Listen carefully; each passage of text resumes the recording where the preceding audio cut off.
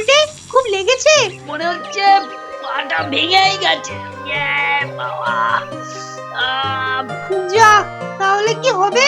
না না, পা ভাঙলে ওভাবে বসে থাকতে পারতো নাকি? পুটি বেশি কথা বলিস না, নিজের লাগলা বুঝতিস। হে হে, এরকম তো কত আমি পড়েছি। আবার উঠাও দাঁড়াচ্ছিস তাই না? আবার দিচ্ছিস? থাক না এখন এসব কথা। চল পুটি, গুলটাকে ধরে ধরে বাড়ি নিয়ে যাই। থাক থাক, আমি নিজেই পারবো বাড়ি যেতে। ওরে বাবা রে, হেভি লাগছে। আর দেখাতে হবে না, চল ন্যাপলা, গুলটাকে চ্যাংদোলা করে ধর। কিন্তু পায়ের দিকে কে ধরবে? কেন, পুচকে আর ট্যাপা আছে না? এই তোরা এদিকে আয়। এই গুলটাকে একটু ধর তো। আরে আমাকে এভাবে নিয়ে যেতে হবে না বললাম তো। তুই একটু মুখটা বন্ধ রাখতো। হেই ও মারো গুলটে, তুলে ধরো গুলটে। দেখো পড়ে না যায় ব্যাং। না না, শক্ত করে ধরেছি ঠ্যাং। আমরা ধরেছি হাত, তোরা ধরেছিস পা। ঠেলে দিলেই ডাক ছাড়বে মা মা।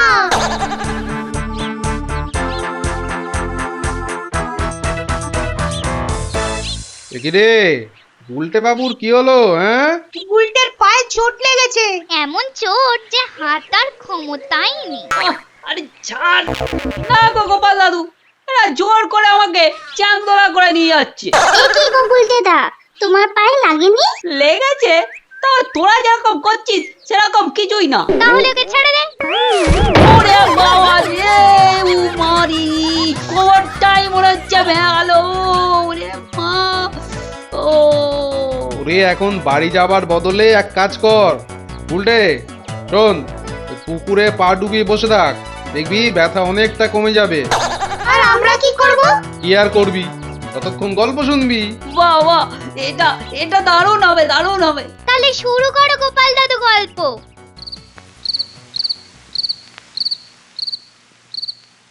অনেকদিন মণিমাণিক্যগুলো দেখা হয়নি, আজ ওগুলো দেখতে বড় মন আকুলি বিকুলি করছে।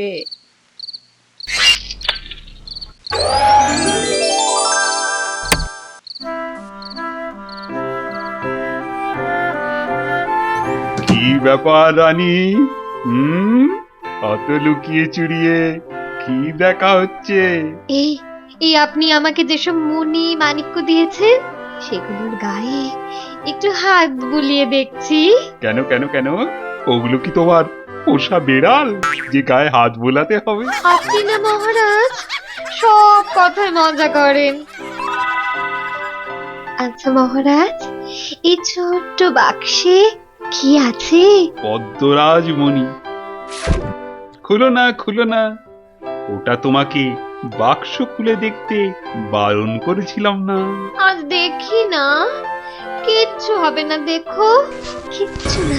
রানী, তুমি তো জানো যে ওই মণি বাক্স থেকে বার করলে একটা না একটা অঘটন ঘটে। না না, ও তোমার মনের ভয়। আমি বলছি দেখো, কিচ্ছুটি হবে না। এই না হলে তুমি আমার রানী, তোমার মনের সব কথা যে আমি জানি।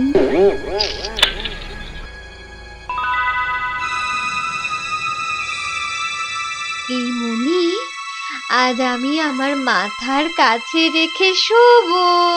এটা কিন্তু হচ্ছে বাড়াবাড়ি। দেখি কেমন করে করো ওই মণির সঙ্গে আমার ছাড়াছাড়ি।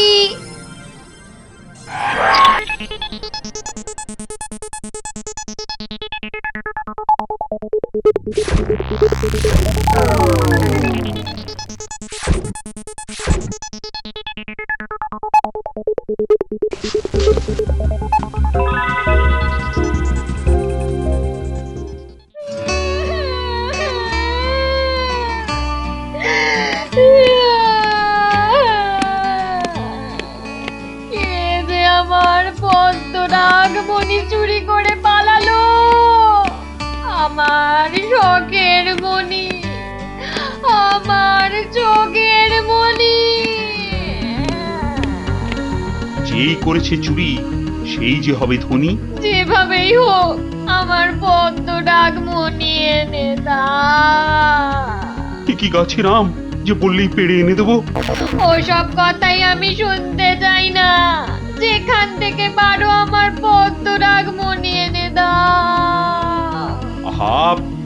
সেজন্য তো সময় দিতে হবে। আমার মনি কোথায় গেল গো?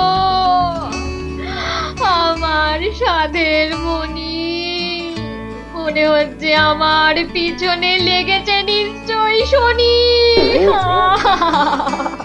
কোথায় গেল আমার পদ্মরাগ মনি?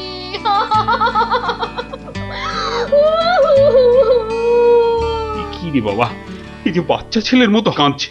না, আমি বরং রাজসভায় যাই। এখানে থাকলে হয় আমিও কাঁদতে আরম্ভ করব। হাসির রাজা, জ্ঞানের রাজা, রসিক রাজা। এক্ষুনি ব্যাটার গর্দান নিব। আমার অনেকটা মোম লাগবে যে। মোম লাগবে চোর ধরতে? মহারাজ, সময় যত যাচ্ছে চোরও কিন্তু তত দূরে পালাচ্ছে।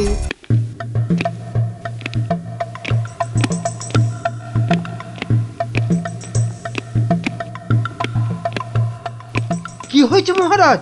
কি হয়েছে? আর বলো না, কিচ্ছুটি বলো না। ওহ বাবা, মহারাজের কি পেট ব্যথা করছে? না না, মাথা ব্যথা করছে। তাহলে বদ্যি ডাকি? বদ্যি নয়, ডাকো ঢাকি। কেন, মাথায় ঢাক বাজাবে? না মানে ঢাকি তো ঢাক বাজাবে মহারাজ। তাই তো চাই, ঢাক পিটিয়ে খবর ছড়াতে হবে রানীর পদ্মরাজ মণি চুরি গেছে। যেভাবে হোক সেটা খুঁজে পেতে হবে। এই কে আছো? একটা ঢাকি ধরে নিয়ে এসো। আহা, তুমি যাও না মন্ত্রী, মণি না পাওয়া পর্যন্ত আমি যে আর অন্তঃপুরে ঢুকতে পারবো না। তাই যাই মহারাজ, এই আমি ছুটে যাব আর দৌড়ে আসবো। ছোট জোরে ছুটলে 10 পয়সা বকশিস দেব। মন্ত্রী বেটার থোতা মুকাজ ভোতা হলো মন। রাজার মন্ত্রী বেটার থোতা মুকাজ ভোতা হলো মন। বেটারে বুদ্ধি না থাক, ও বেটার বুদ্ধি না থাক, মাথায় গোবর পোড়া আছে বিলক্ষণ। মন্ত্রী বেটার থোতা মুকাজ ভোতা হলো মন। মন্ত্রী বেটার থোতা মুকাজ ভোতা হলো। না, দুদিন রাজসভায় যাইনি, তাড়াতাড়ি পা চালাই। বাড়িতে এই দুদিনে ভালো মন্দ খেয়ে ভুঁড়িটা মনে হচ্ছে ইঞ্চিখানেক বেড়ে গেছে। হাঁটতে বেশ কষ্ট হচ্ছে। কি ওদিক কত ভিড় কেন? শুনুন শুনুন শুনুন, মহারাজের খুব সাধের পদ্মরাজমণি খোয়া গেছে। তাই মহারাজের আদেশ, যে ওই পদ্মরাজমণি চুরি করেছে সে যেন খুব তাড়াতাড়ি মহারাজের কাছে মণিটা দিয়ে আসে। শুনুন শুনুন শুনুন। মামার বাড়ি আর কি, চোর কষ্ট করে চুরি করবে আর মহারাজ বললেই টুক করে গিয়ে দিয়ে আসবে। না, ঢাকির বাজনা শুনতে কি কত দেরি হয়ে গেল। না, এবার জোরে হাঁটা লাগাই।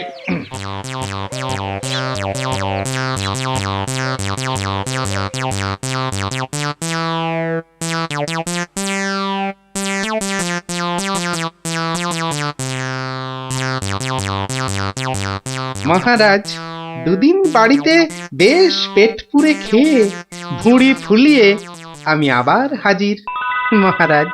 গোপাল, এসেছো? ওহ, তুমি আমাকে বাঁচাও গোপাল। কেন মহারাজ?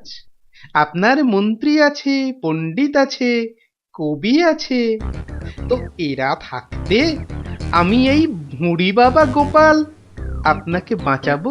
এত কথা না বলে এখন আমার বিপদটা শুনো। সে তো আমি রাস্তাতেই শুনে এলাম মহারাজ। তাহলে আর কি, এবার তাহলে চোর বাবাজিকে ধরে ফেলো। এই যেন ঘরের মুয়া। কিছু বলছো নাকি? না না, ভাবছি এই কাজে আমার একদিন সময় লাগবে। সে সময় তোমাকে আমি দিলাম, কিন্তু চোর না ধরতে পারলে কিন্তু জানো তো তোমার কি হবে।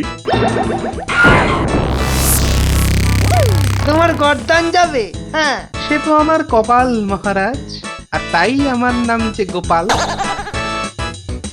বেটা শুটকি।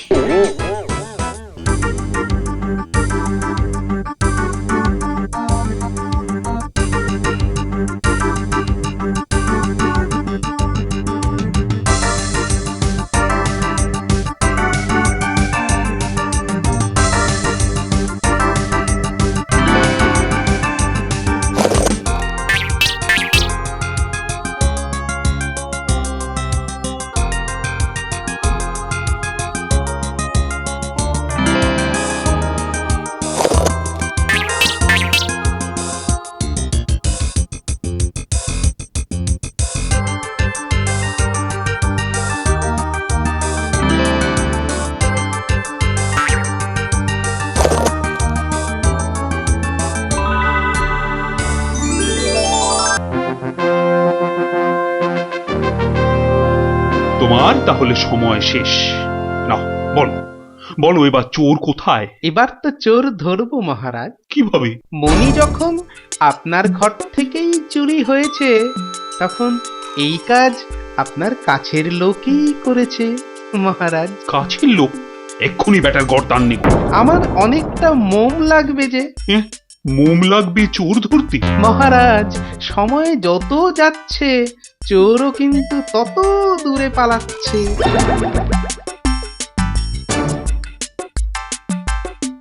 এই সভায় যারা আছেন তারা সবাই কিছুটা করে মোম নিয়ে বাড়ি চলে যান, আর কাল প্রত্যেকে মোম দিয়ে পদ্মরাজ মণি তৈরি করে নিয়ে আসবেন। গোপাল, গোপাল, পদ্মরাজ মণি মোমের তৈরি নয় কিন্তু, সোনার, সোনার।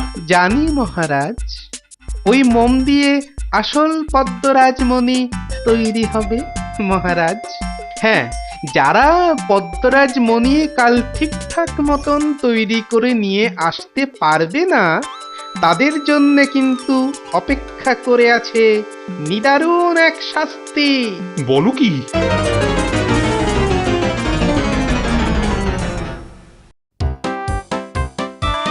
এ কি উদ্ভট ব্যাপার রে বাবা! এ মা, এ এ তো আমি পারবো না। যা, তাহলে কি হবে? দূর।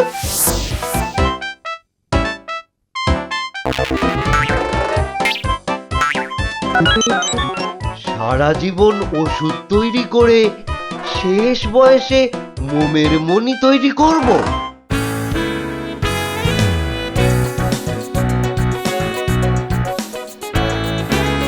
মহারাজ, তৈরি হন। কালকের মোমের মণিগুলোর মধ্যে একদম ঠিকঠাক মণিটা বেছে নেবার জন্য। গোপাল, আমি কিন্তু আবারও বলছি যে পদ্মরাজ মণি মোমের নয়, সোনার। আমিও বলছি মহারাজ, মণি আবার হবে আপনার। বাহ বাহ বাবা, দারুণ দেখতে। এটা তো মণি নয়, যেন সাপের ফণি। বাহ, এটা আবার বলের মতো। দারুণ দারুণ। কি করছো কি বলো তো গোপাল? আমার আমার পদ্মরাজ মণি কোথায়? আর চোরি বা কে? সব জানতে পারবেন মহারাজ। তার আগে এই মোমের মণিগুলোর মধ্যে বেছে নিন তো কোনটা আপনার সোনার মণির মতো দেখতে।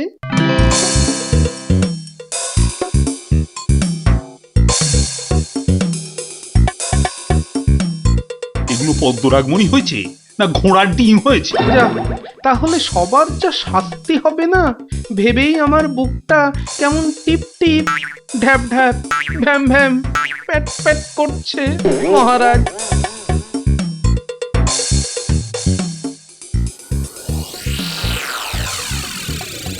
এই একমাত্র এই মণিটাই আমার আসল পদ্মরাজ মণির মতো দেখতে হয়েছে। আমি তৈরি করেছি মহারাজ। মহারাজ, এই আপনার চোর। কি বলছো গোপাল? ভেবে বলো। কিন্তু মহারাজ, আমি তো একমাত্র ঠিকঠাক মণিটা তৈরি করেছি। আর সেই জন্যই তো তুমি মণি চোর। গোপাল, তুমি কিন্তু আমার রাজসভার প্রধান শান্তিকেই চোর বলছো। ঠিকই বলছি মহারাজ। যে মণি আপনার শোবার ঘরের সিন্ধুকে থাকে, তাকে দেখবে কেমন করে বাইরের লোকে? তাই যে লোক সেই মণি একদম ঠিকঠাক ভাবে নকল করে বানাতে পারে, তার কাছে সেই মণি আসল না থেকে যেতেই পারে না মহারাজ। না না না না না মহারাজ, না, এ একেবারে মিথ্যে কথা। আমি মণি চুরি করিনি মহারাজ। তাহলে তুমি মণি আগে কোথায় দেখেছো বলো, যে একদম ঠিকঠাক ভাবে মণিটা নকল করলে? হ্যাঁ, মানে না, মানে হ্যাঁ মহারাজ, হ্যাঁ। মণিটা বের করে ফেলো। তুমি যে নিজের ফাঁদে নিজেই পড়েছো। এই এই যে মহারাজ। বাহ বাবা, এইবার রানীর কান্না বন্ধ হবে। গোপাল, সত্যি এইভাবে মণিচোর বার করার কথাটা তো আমার মাথায় আগে আসেনি। আমার মাথায় অনেক আগেই এসেছিল মহারাজ। থাক, তোমাকে আর মন্ত্রীর বুদ্ধি ফলাতে হবে না। এই, কে আছিস? এই শান্তিকে ন্যাড়া করে মাথায় ঘোল ঢেলে সারা রাজ্য ঘোরা। আমি কি তাহলে মাথায় ঘোল ঢালার কাজটা করতে পারি মহারাজ? মানে শিবরাত্রির দিনে আমি শিবের মাথায় খুব সুন্দর করে জল ঢালতাম তো, তাই আর কি। তার আগে নিজের মাথায় ভালো করে জল ঘোল সব ঢালো, বুদ্ধিটা একটু চকচকে হবে। আচ্ছা মহারাজ। তাহলে গোপাল, তোমার পুরস্কারটা তো দিতে হয়। হ্যাঁ মহারাজ, মাথার যা ব্যায়াম হলো আপনার মনির চোর ধরতে। তোমাকে তাহলে আমি 7 দিনের ছুটি আর তার সঙ্গে 7টা পাঁঠা আর 7টা মুরগি দিলাম এই 7 দিনের দুবেলা 2 রকম মাংস খাওয়ার জন্য। কেমন? জয় মহারাজ কৃষ্ণচন্দ্রের জয়। পেটুক গোপালের পেট পুজোর ব্যবস্থার জন্য আবারও মহারাজ কৃষ্ণচন্দ্রের জয়। দারুণ দারুণ। সত্যি গোপাল দাদু, তোমার বুদ্ধির জবাব নেই। কি গুলটে, তোর পায়ের অবস্থা কিরকম? এখন অনেকটাই কম। তা এখনো কি তোকে চ্যাংদোলা করে নিয়ে যেতে হবে, না নিজেই হেঁটে যেতে পারবি? না না, আমি নিজেই পারবো। বাহ, এই তো